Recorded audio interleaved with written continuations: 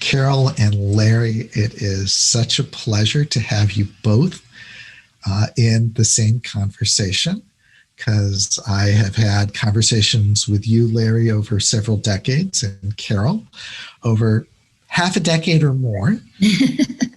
Carole, for at least the 4 years you've been dean here at Arizona State University, you've argued for a different way of organizing schools, what you've called the next education workforce.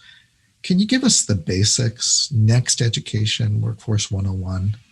Sure. In some ways, it's quite simple, right? It begins with equity. Begins with equity for both learners and educators. So questions about how do we get better at making education more personalized and learner-centered, but also how do we stop asking teachers to be all things to all people at all times? How do we build an education workforce that provides meaningful education to students and provides teachers with rewarding advancement pathways? So it's always the sense of we're always thinking about teachers and the learners at the same time, and how we offer both, right, intellectual and human satisfaction, right, that they can both get something out of this thing called an education system. So, we've been here before. Larry will tell us we've been here before. And in some sense, we've always been here trying to figure things out, how to best teach children, how to support those who do the teaching, how to promote equity, how to feed all the things within us that hinder that effort, and how to turn what we believe works in a microcosm at an individual level between an educator and a student, or between a teacher and a classroom, into a macrocosm, something that works at a societal level. And we've been here before about purpose as well. Are we educating people as citizens? Are we educating them to be economic beings, and for whose benefit? Are we educating them to be human beings? And what kind of educators and education systems are required to do those things? So for just over 4 years now, we at ASU's Mary Lou Fulton Teachers College have been building our theory of change and building coalitions and creating models with our district partners and a whole host of others, thinking about how we can do this. I'm very, very clear that a college of education, although we publish research and we do lots of good things, we have to be more than that today. We cannot just credential people to go into a system that's not doing what it should do for enough people and enough communities. So here on our home turf in Arizona, it's been an interesting enterprise. And our state, like many others, have suffered from teacher shortage. And in response, there's been no shortage of earnest concern and action. We've done all the things that states do: emergency certification, state financed tuition scholarships for teacher prep students, modest salary increases for in-service teachers, all of these things, and trying to figure out how we are going to sustain and stabilize this teacher workforce. But what we are contending in our sort of theory of action here is that unless the conditions of the job fundamentally change, unless the structure of the one teacher, one classroom model fundamentally changes, we will not be able to accomplish what we need to accomplish. And we will just be looking at this classic leaky bucket scenario. So we see this, right, as not just a recruitment and retention problem. We see this, that we are facing actually a workforce design problem. We're thinking about this as this next education workforce, and what we need to do to work together to provide all students with deeper and personalized learning, to build teams of educators with distributed expertise, and to empower educators by developing new opportunities for role-based specialization and advancement. That's our anchor statement, and that essentially is what we're trying to do. The pieces of that are not new. We have talked about team teaching. We've talked about learner-centric. We've talked about personalization. We've tried to professionalize this profession now for a long time. So yes, in a sense, we've been here before. But again, we're trying now to think, how do these things fit together? How do we think about the synthesis of all of this? So we're happy to start having this convening with some historical perspective, where we can stress test some of our assumptions and hopefully begin to frame some of these issues for all of us that might prevent us from stepping, on the kinds of mistakes and do the kinds of things that we have always done, because we often forget our history. So let's get some historical perspective. Over the past several decades, Larry Cuban has been one of the shrewdest and wisest observers I know of school reform, assessing what reforms survive, when and where they thrive, and most importantly, how they transform. When you hear Carole talk about redesigning the job of teachers and reworking how classrooms and schools are organized, does that strike any bells for you? As I listened to Carole, I was nodding my head, and there's no but coming up at all. I'm not going to say but I'm nodding my head because it makes a lot of sense. You could, on particularly one set of words that you use structural and organizational. And where I'm at right now is that the way that teachers and learners behave is largely because of the age-graded school that came in the mid-19th century. And there has been effort after effort to try to alter the age-graded school. But what we look at right now across 13,000 plus districts is that the age-graded school, K to 12, remains in place and basically, except for scattered efforts, unchallenged. Now, I don't know, Carole, whether when you use the words organizational and structural, team teaching and all that, whether you meant that the source of the problem that we have all faced, the three of us and millions of other people, has been this basic organizational structure that has been taken for granted. And so that would be my response to Sherman and to you. And it's less of a rebuttal. It's more of, well, what else are you thinking of? Because what I learned, both as a practitioner and as a researcher and as a historian, is that this age-graded school model has been so strong, so pervasive, and basically unchallenged except at a few moments in time. Neither of you know this about me yet. I attended a suburban California middle school in the late 1970s. I started sixth grade at Lincoln Middle School in 1976. And when the school was built in the late 60s or early 70s, the classroom buildings had no fixed interior walls. It was the era of open classroom experimentation. Open space and open classrooms, right? They had movable partitions on tracks that could accordion back to create flexible open spaces. The buildings were each the size of about 9 small classrooms, 3 on each side. But by the time I got to sixth grade, less than a decade after the school was built, the teachers and administrators had put the walls back. Those accordion partitions, when I was at Lincoln, they were always dividing each building into 8 classrooms on the outside and a teacher workspace in the center. Larry, what happened? Well, these are the open space schools were very, very popular with school boards beginning in the mid-60s.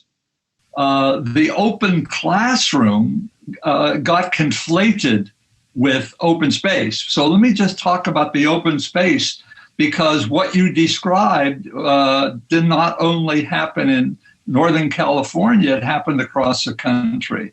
In fact, when I became superintendent in Arlington, Virginia, Arlington County had built at least four open space schools in the 60s. I got there in 1974, and only one of those 4 schools, open space schools, had not done what you had just described. And by the time I left in 1981, that school had done exactly what you had described. So this is one of the things, that was one major effort to try to alter the age-graded school. And it wasn't only in the physical space. It had to have team teaching. It had to have multi-age groups all the way through the elementary school. They didn't do non-graded at the high school level at all, except for one or two instances. But mostly at the elementary level, you had to have other kinds of things going on. And the multi-age grouping was a key part of it, as well as team teaching, as well as the open space. But by the early to mid-70s, most of that was gone.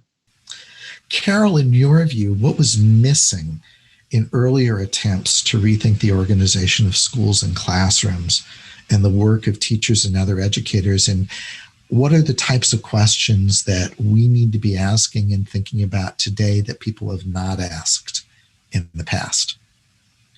So in my view, right, we always think that it's going to be one thing, right? We always think there's the silver bullet response. If we take the walls down, it's just going to happen, right? So whatever it is we think is going to happen is going to happen. One, teacher ed didn't change. We didn't train teachers in the right kinds of skills. We still had the same kinds of standards, the same kinds of here's what we think teachers need to know and be able to do. We just thought we could take the walls down. People would automatically begin to work together and all would be good and we'd start to see improvement. But what happened, right, was people started moving their bookshelves. They started to make their own walls, right? We saw that happen all the time. And I think, but I think that is the part that was substantively missing, was that we weren't then teaching people how to do those skills. And at the same time, right, the interesting thing, right, at the same time, here's business who was teaching people to work on teams. And we were talking about self-directed teams and self-improving teams and, all kinds of things happening in the business world that was not happening in the education space. I agree with Carole. And one other item that you may want to add to the mix that you just cited, Carole, is that the open space building was a top-down kind of determination, a decision. Teachers did not make that decision at all.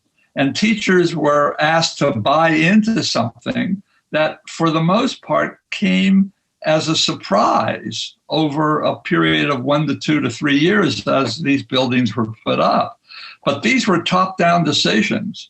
I have yet to hear of a groundswell among teachers to move toward team teaching, multi-age grouping, and altering the age-graded school. I have yet to hear any of that.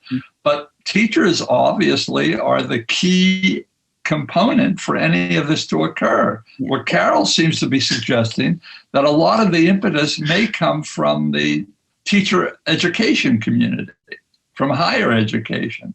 And I have an open mind on that. Yeah, we talk about the fact that we are ground softening these ideas. Brent will say we're ground softening these ideas with teacher preparation, because instead of placing teacher candidates in one teacher, one classroom, one mentor settings, we're putting them on teams. Yeah.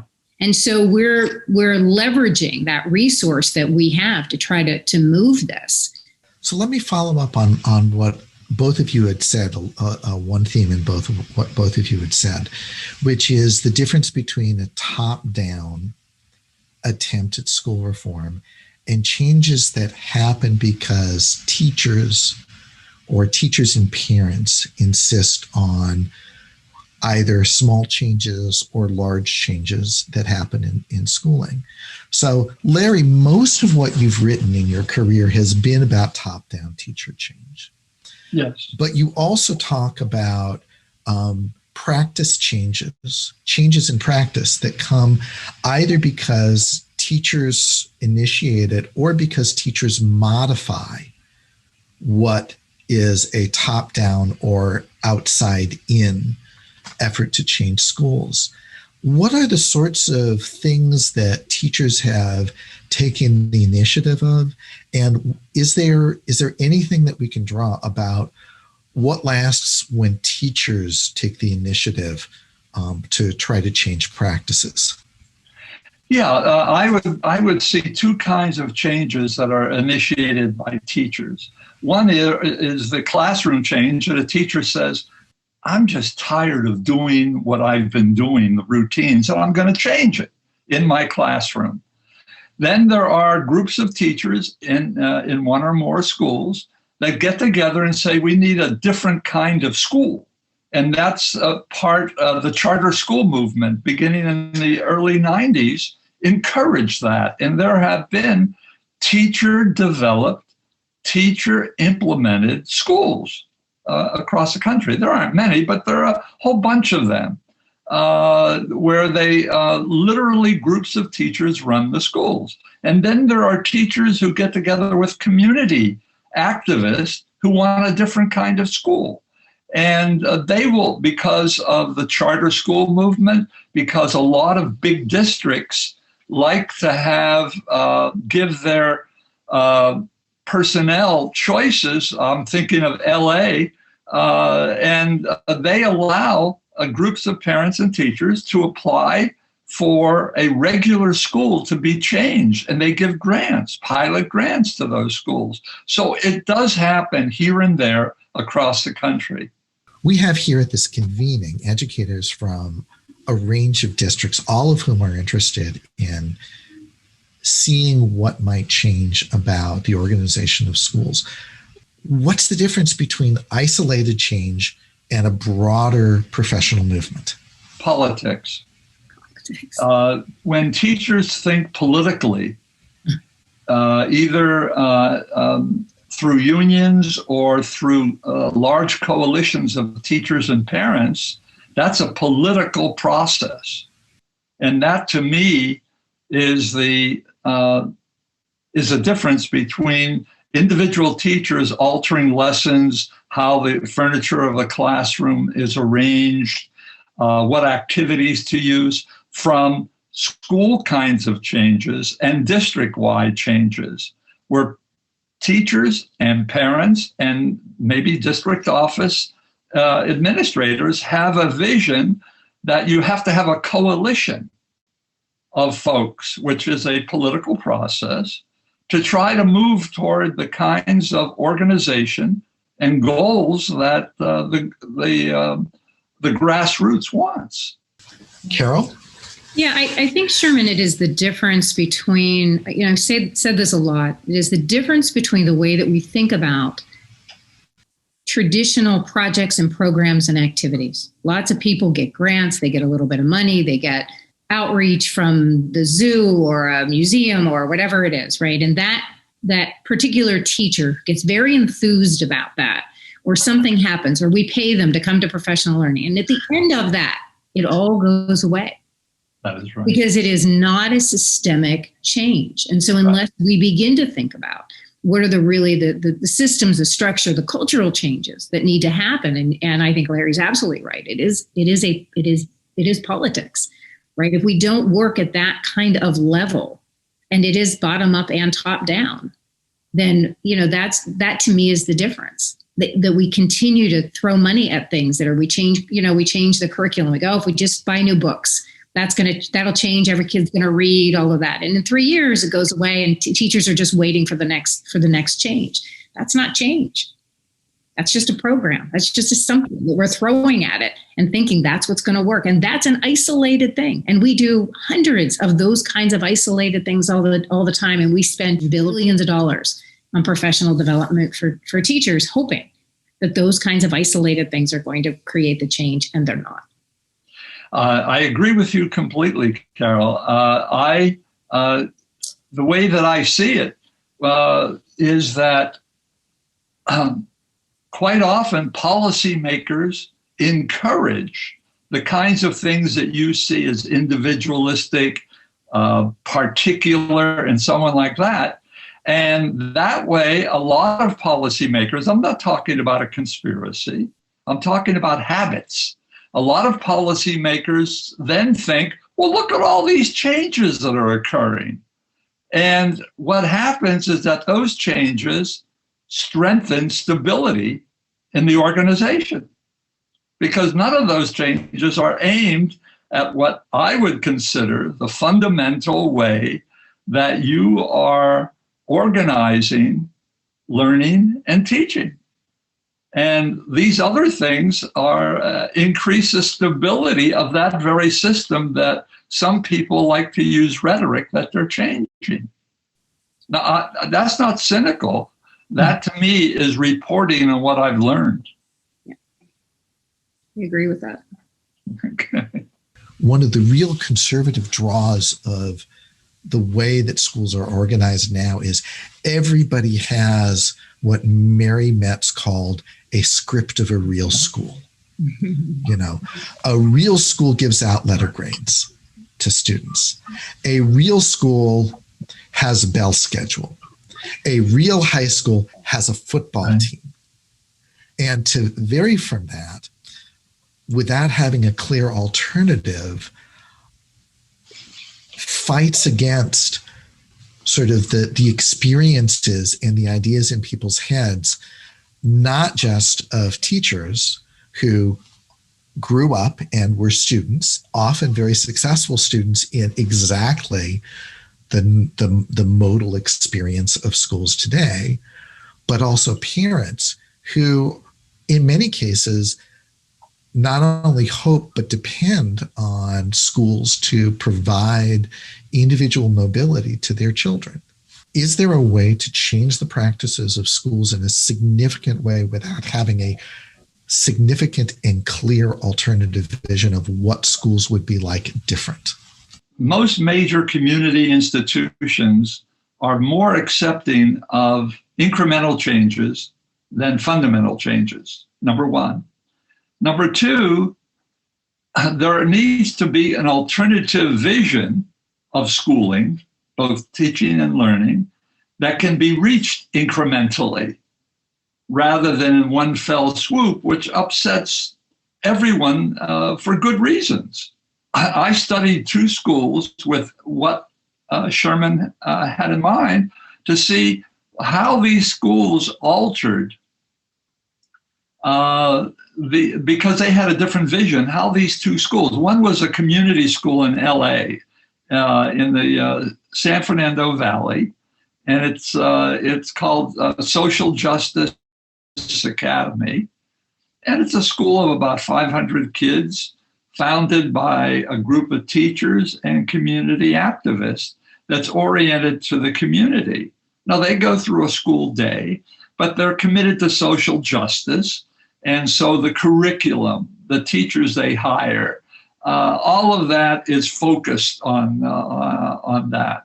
The other school was up in Oakland called Met West, where they altered the grammar of schooling by saying on afternoons, all kids are going to be into internships in the community in Oakland. And what they did by one fell swoop, but teachers had to agree to that, of course, is that they have kids go out into the community, teachers who are the academic teachers and then intern coordinators find all the placements for these kids, and they spend 2-3 afternoons a week in these placements. Now those are kinds of changes, but in each case, a group of teachers were the driving, provided the fuel for this. And now, do these things spread? No, they don't. To have a district, I still am stuck on finding districts where you can have that kind of change. Most districts say, well, we can let that school do what it wants, and we can let that school do what it wants. But a district is a much more of a political coalition, political activities, and a political process. So I want to pick up on this idea, right, that the change needs to be incremental. And I look at what we're doing, and it's fascinating because we are using teacher prep as a ground softener in some cases. In other cases, we've had school leaders who say, oh my gosh, I get it. I'm going to go, we're going to create the school that you really want here. Even they are doing this incrementally, right? They find a group of teachers at a grade level who are willing to do it. And then we hope that others then look in and say, oh my gosh, why, I want to do that too, because look what's happening, right? It looks like a lot more fun. And I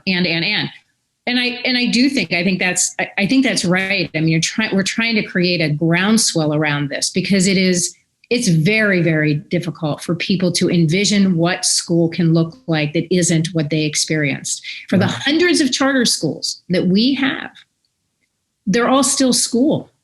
Correct. There are very few, right, that have broken out of the boundaries of actually changing the way that people function within those schools. And so this for us is a way to just allow people to dip their toe into something and see what it feels like and see what happens to see whether or not there is a groundswell that could happen. We are fortunate to have a school district who's on board with us, Mesa Public Schools, that has gotten on board with us. It is thinking about this in a fairly big way. And other districts that we have partnered with that are thinking about it. There is something about the timing of this right now with technology and, really calling out the things that have been normal for so long that just don't make any sense. And why we're putting, I say to them, here are our teacher candidates that are walking into these schools as novice teachers. We've been doing this for, hundreds of years. I want you to think about this for just a minute. They're 22 years old. 22 years old, and look what we are asking them to do. It just doesn't make any sense, right? That we put substitutes, that we're thinking about alternative cert, that we, all these things that are normal, that we just take for granted, that when we think about it, it just makes no sense. Yeah. And so some of it is like pointing out these things to people, going, okay, why are we doing this? Like, can we not think about this in a different way? I had someone who said to me, we were talking about all the stuff going on right now in ed tech, and said to me, so what do you see out there that's good? And I gave a bit of a cheeky response because it was like, well, I don't know, because probably nothing, because everything is being built for a one teacher, one classroom model. Like if we don't start building things to push on the edges of these structures, then we're going to keep getting the results we've always gotten. Having ideas and visions out there is absolutely crucial. And I would see that as part of the mandate of universities. The best part of our conversation so far is that we haven't turned to technology as somehow some panacea, particularly during the pandemic. Pandemic. I never thought of that together. Mm-hmm. Particularly during the pandemic, when the entire country turned on a dime to remote instruction. I mean, that is amazing what happened in March. Yep. And technology hasn't saved us. I mean, we know enough about remote instruction, to say that, yeah, it could be useful, but my gosh, schools do much more than that. Yeah. Yeah. Yeah. I did have someone the other day, I was doing a panel, and somebody asked me the other day whether or not I thought technology was going to replace teachers. The answer is absolutely not. Yeah. It just can't build the same relationship, or get to deeper learning. And I don't think that's that's what the pandemic or remote instruction is challenging about schools. I don't think that the big question is who's going to be doing hybrid instruction in 2 years. I think the big question is what is going to be the relationship between parents who were so frustrated in the past year and their schools. I mean, we've lost so many students around the country, concentrated in kindergarten ages, who just they're not being home. They're not going to private schools. They're not going to charter schools. They're just not going to school right now. And of course, we're all worried about that. But sort of the fundamental question I think being asked is not about technology, other than the huge frustrations around that. It's about this relationship between families and what they had organized their lives around as a steady place where you could put your children while you worked or did other things in the day, and you would hope that they would be prepared for adulthood in multiple ways. And I'm wondering how many parents are rethinking that question of, can I rely on schools to do that after the pandemic? And how many parents are going to be incredibly grateful if that's even approximated by August and September? Mm-hmm. I agree. I've argued that what COVID-19 has done, let's say that vaccinations for the general population kick in the spring, and so the school can start summer of 2021, is that it'll reinforce the age-graded school. Because all parents want to say, let's get back to normal. And normal is the age-graded school. I have not seen any efforts to try to re-envision a public school, because the press right now is to get kids back into the normal way of doing things in schools. Yeah. Unfortunately, the kids aren't going to come back at those same levels. They weren't at those levels to begin with. They're not going to come back in those same levels. Right. So it is something that schools are going to have to deal with. Now, whether, I think you're right, whether or not families and parents can get their head around that, I don't know. I also think we're also building a platform right now that we're talking about as home and community educators. We talk about teams. Everybody's going to have to be on the team, and everybody's going to have to know something about how to teach. So we're sitting here as a college of education. I say this, the colleges of education have always held their content very closely.